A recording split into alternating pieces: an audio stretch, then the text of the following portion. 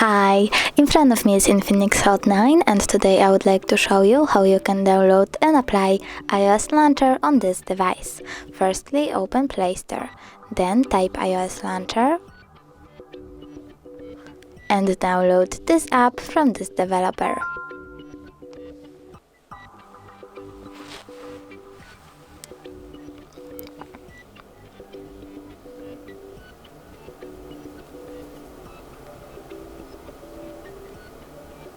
Now open it.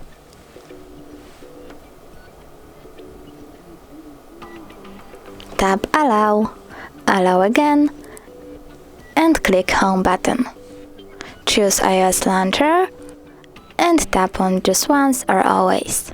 Then click Got it. As you can see, iOS Launcher was applied successfully. Thanks so much for watching. If you enjoyed this video, don't forget to leave a like, comment and subscribe. Bye!